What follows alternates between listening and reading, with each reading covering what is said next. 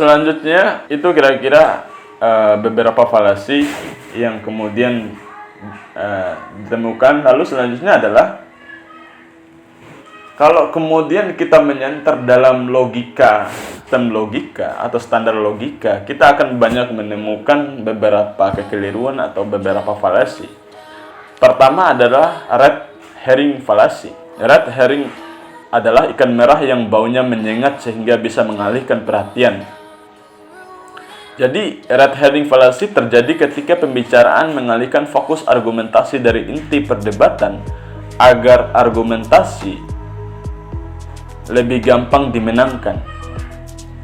Kita banyak melihat sebenarnya ini adalah cara yang sangat-sangat keliru dan sangat-sangat tidak edukatif jika kita terus terapkan. Misalnya kemarin di proses pemilihan Bupati Bima, ada satu istilah yang kemudian sangat viral sekali, yaitu istilah pakro.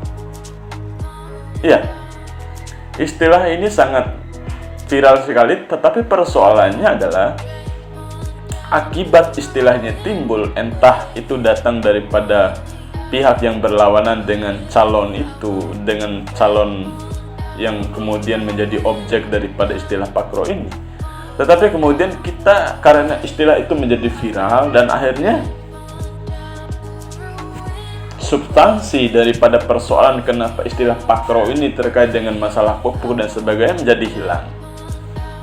Iya, ini bentuk falasi yang pertama, yaitu red herring falasi.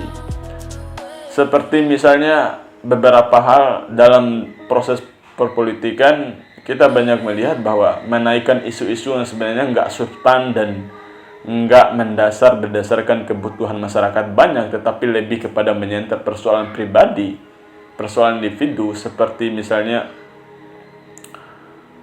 saya menganalisis bahwa misalnya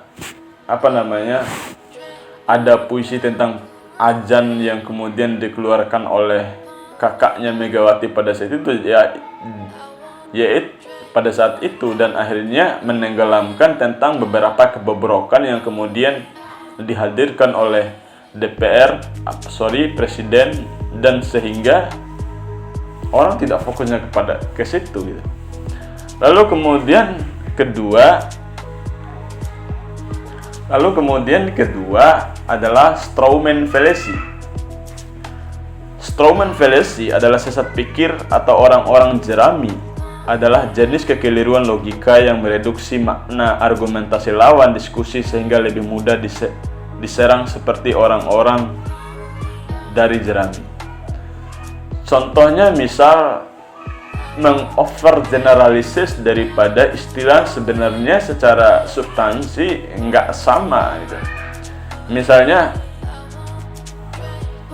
orang banyak mengatakan misalnya persoalan persentase yang meningkatnya ekonomi di era Jokowi 5%, dan kemudian orang banyak langsung mengatakan bahwa ini adalah kehancuran ekonomi gitu.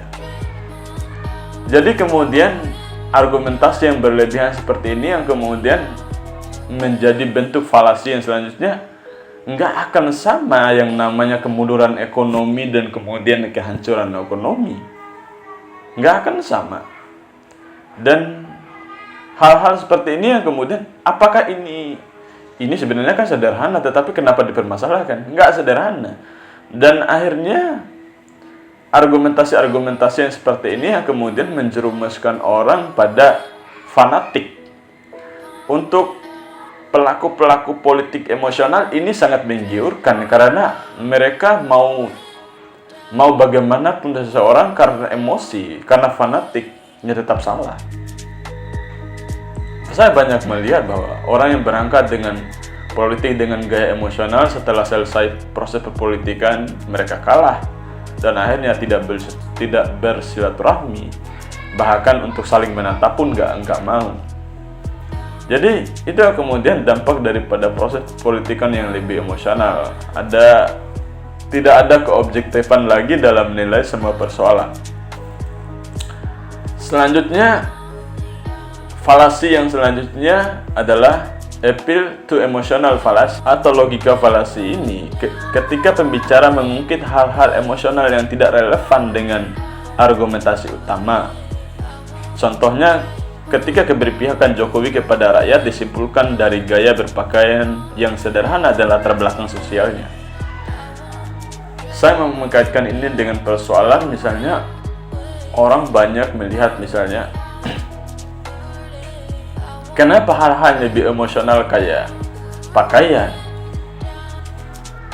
kayak apapun yang sebenarnya lebih personalita gitu. Nggak seharusnya dikaitkan dengan etika mereka di depan publik gitu. Selanjutnya adalah false dichotomy fallacy, di mana kesalahan logika ini ketika dua pilihan dihadirkan sebagai sesuatu yang harus dipilih, sementara opsi yang mengakomodasi keduanya masih mungkin diambil atau diperdebatkan. Iya, banyak kemudian orang mengambil kesimpulan ketika misalnya dalam proses pemilihan di kepala desa, ataupun bupati, ataupun presiden. Misalnya ada dua pasangan calon. Ketika kita tidak memilih A, berarti dia memilih B. Ketika kita tidak setuju pada yang B, kita memilih B. Dan akhirnya persoalannya adalah ketika kita tidak memilih A, berarti kita memilih B. Ketika kita tidak memilih B, berarti kita tidak memilih A.